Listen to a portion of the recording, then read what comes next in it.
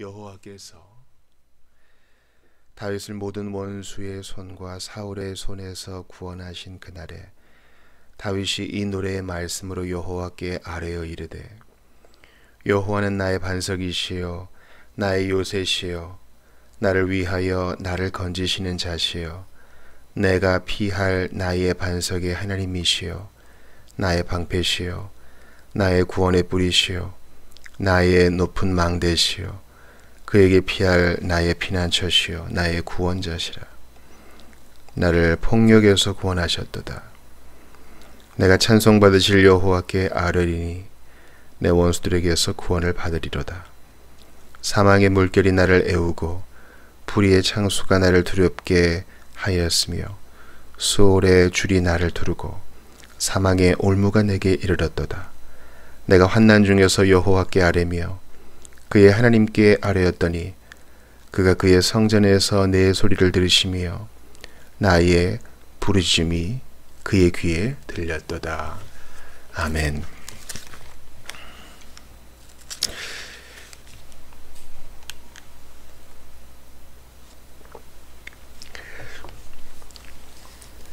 우리는 어제 사무엘하 16장을 보았습니다. 그리고 오늘 이제 성경 읽기 본문으로 22장으로 이제 쑥 넘어오게 되는데요. 그 와중에 이제 많은 일들이 있었습니다.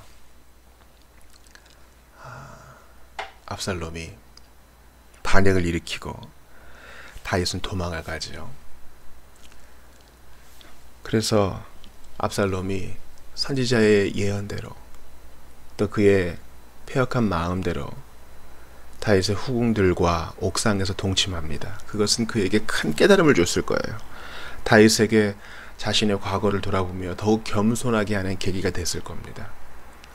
다윗은 이제 영적인 긴장을 놓아버린 그때의 그 왕이 아니라 좀 회복 중에 있는, 광야의 영성을 회복 중에 있는 사람이 되었습니다. 그래서 시므이가 뭐라 해도 하나님의 손에 내어 맡기며 하나님의 섭리에 내어 맡기며 그냥 두라 하는 것입니다. 하나님께서 다윗에게 돕는 사람을 주셔서 또 하나님의 손이 다윗과 함께 하셔서 다윗은 압살롬의 군대를 이겼습니다. 압살롬은 요압의 손에 죽임을 당했습니다. 다윗이 분명히 우리 청년 압살롬 잘 대해주라 했는데 상당히 모순적인 명령이죠. 요압은 명령을 어기고 압살롬을 죽였고 다윗은 꺼이꺼이 웁니다. 내 아들 압살롬아, 내 아들 압살롬아, 내가 너 대신 죽었어야 했는데. 이제 아들과 화해할 기회를 영영 잃어버리고 말았어요. 요압은 반역에 비슷한 말을 합니다. 더 큰 어려움을 겪으시기 전에 돌이키시라고. 그래서 다윗은 내란을 진압한 병사들을 위로합니다. 이제 요단강을 건너서 피난길에 올랐던 다윗이 복귀하죠. 그 과정에서 문제가 생깁니다. 지파 간의 갈등이 생기죠. 유다 지파는 왕은 우리의 종친 아닙니까? 그래서 우리가 모시러 나갔습니다 했고 나머지 10지파는 거기에 대해 불만을 가집니다. 그러는 와중에 이제 세바가 반역을 합니다.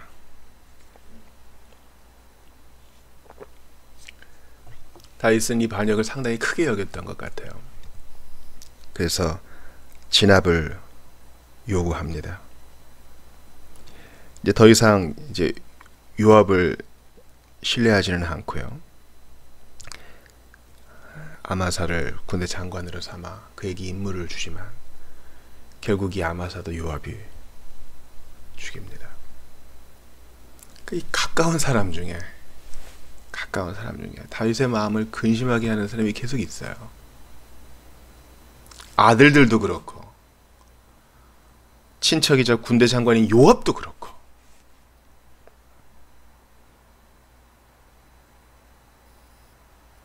우리의 삶이 그렇습니다. 평생 동안 하나님 의지할 것밖에 없어요. 신자는 됐다 이제 그 순간 타락이 시작할 수도 있다 그랬죠. 주님 언제까지 광야입니까? 이렇게 되뇌인다 해도 매일매일 의지할 수도 있고 겸손할 수 있고 자신을 돌아볼 수 있으며 찬양하고 내어달릴 수만 있다면 그게 복입니다. 그게 복이에요. 우리 생각과 다르죠. 근데 이제 다윗은 요압을 어떻게 하지를 못해요. 징계도 안 내리고 꾸지람도 없고 그냥 요압은 이전 직위를 복원해서 쭉 계속 군대 장관으로 있습니다. 물론 이제 솔로몬 즉위할 때는 심판을 받죠. 형벌을 받는 것입니다. 다윗은 기브온 사람의 말을 들어줍니다. 왜 그런 거 하니? 사울이 그 기브온 사람들을 아주 모질게 대하며 살해했거든요. 여호수아 9장에 보면은 이스라엘 백성들과 여호수아의 무리들과 기브온 사람들이 협정을 맺습니다. 비록 기브온 사람들이 거짓말을 했다 할지라도 살려달라고 한 것에 대해서 이스라엘 백성들은 안 해치겠다 협정을 맺었는데 사울은 그걸 깨뜨렸어요. 거기에 대해서 다윗은 기브온 사람들의 요구를 들어줍니다. 그리고 이제 기근이 멈추죠. 우리는 어떤 죄와 자연 환경, 어떤 죄와 또 우리들이 피부로 느끼는 이런 어려움들이 관련이 있다는 것을 간혹 잊어요. 팬데믹 시대에 우리는 교회는 어떻게 할 것인가? 이에 주로 많이 신경을 쓰는데요. 우리가 돌아봐야 될, 돌이켜야 할 간과했던 그런 죄는 없는가? 저는 초점이 좀 잘못되어 있다고도 보여집니다. 그리고 다윗의 용사들이 나오면서 이제 22장에 나옵니다. 그러니까 사무엘하는 이제 그 끝을 맺으면서 앞에 기근, 뒤에 재앙, 또 다윗의 용사, 또 용사, 가운데 찬송시를 중심으로 이렇게 용사, 또 기근과 재앙 이런 식으로 전개가 됩니다. 오늘 제가 일부를 읽었던 사무엘하 22장은 시편 18편의 내용과 거의 흡사합니다. 이렇다고 볼 수 있어요.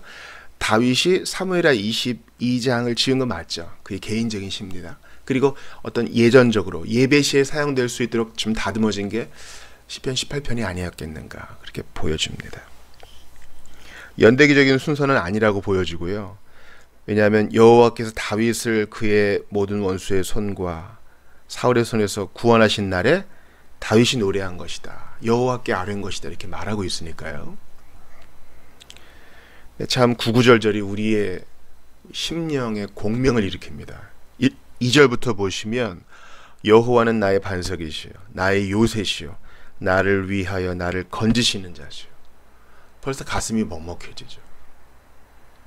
든든한 반석이 되셔서 아무리 비가 와도 무너지지 않고 든든히 서 있는 그런 반석이 되어주시고 나의 요새셔서 적들의 화살과 모든 공격에서 보호하시고 또 나를 위하여 나를 건지시는 자. 참 이 표현이 사실 그런 자격이 없는데 말이죠.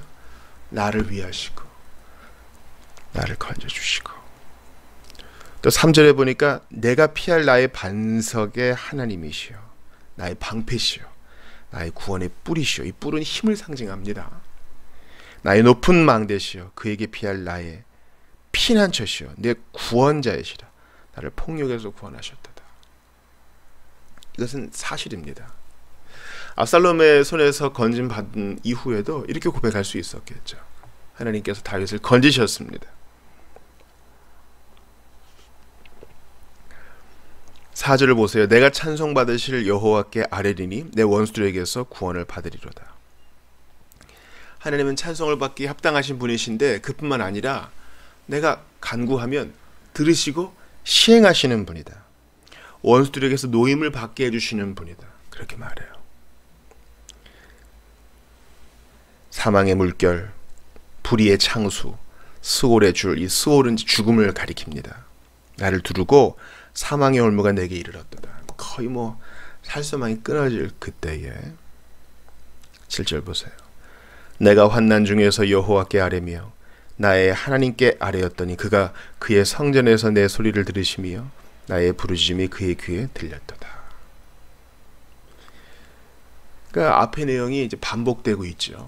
하나님이 기도를 들으신다는 거예요. 그렇게 당당하게 간구할 수 있는 이유는 뭡니까? 하나님이 내 하나님 되시기 때문입니다. 내 하나님. 우리의 기도도 중요한데 지금 나의 하나님 당신께 기도하는 거예요. 하나님이 그렇게 다윗과 언약을 맺으셨어요.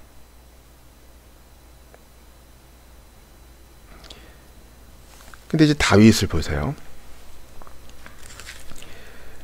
22절에 보니까 이는 내가 여호와의 도를 지키고 악을 행함으로 내 하나님을 떠나지 아니하였으며 그의 모든 법도를 내 앞에 두고 그의 규례를 버리지 아니하였음이로다. 24절에 보니까 내가 또 그의 앞에 완전하여 스스로 지켜 죄악을 피하였더니. 이것은 다윗의 진실한 고백이었을 거예요. 그러나 늘 그렇지는 않았습니다. 늘 그렇지는 않았어요. 즉 그가 하나님 앞에 응답을 받은 그 순간에는 그랬을지 몰라도 희한하게 응답받고 난 다음에 마음을 못 지켜서 넘어지는 적이 많았다는 것입니다. 다윗도 우리와 성정이 같은 사람이어서 마음과 생각과 말에 문제가 있었던 겁니다. 우리가 그렇잖아요. 정말 주님을 예배하고 찬양하고 헌신하고 이럴 때는 우리 정말 가식 없이 주님께 귀한 신앙 고백을 드리잖아요. 그러나 우리 마음 지키지 못할 때는 상당히 누추해지는 겁니다. 야, 나는 위선자구나. 너무 그렇게 낙담할 필요 없어요. 모든 사람이 그러합니다.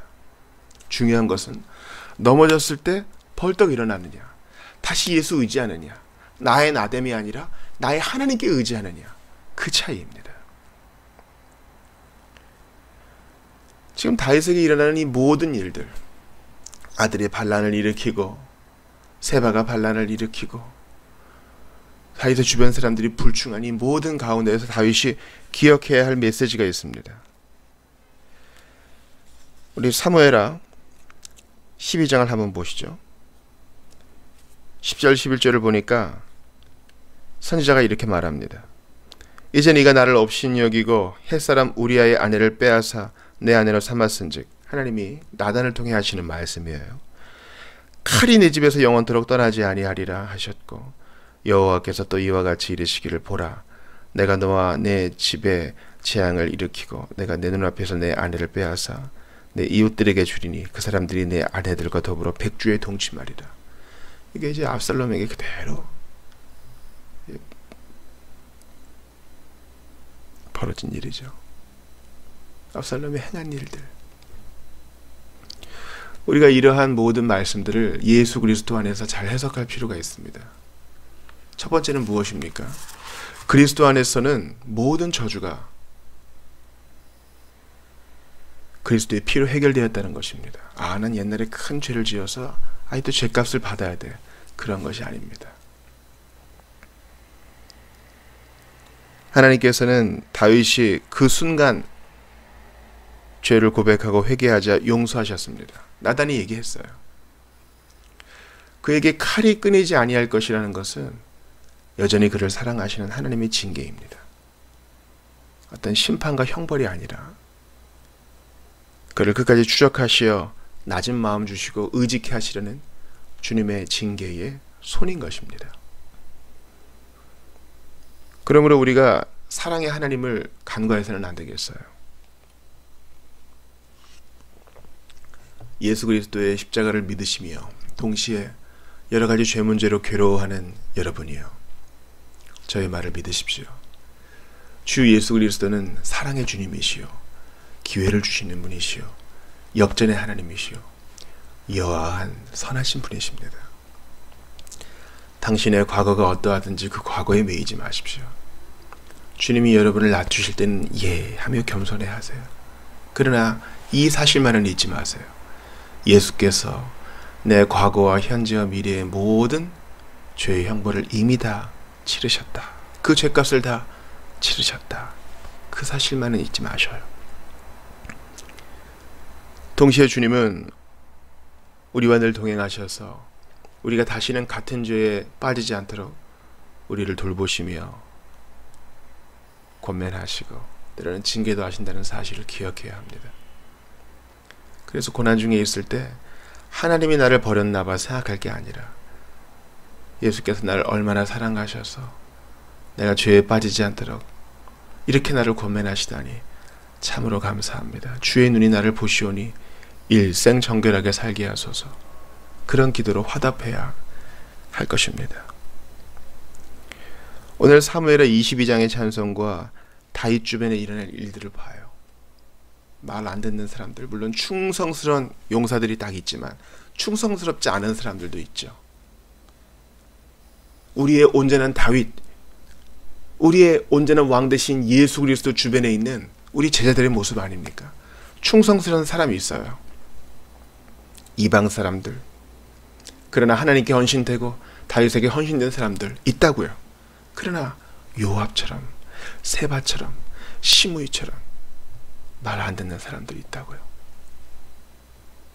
예수님 이제 곧 예루살렘 입성하여 죽으실 터인데 오른편에 앉게 해달라, 왼편에 앉게 해달라 하는 사람들, 네가 크니 내가 크니 싸우는 제자들, 팔아치우는 마귀 한 명,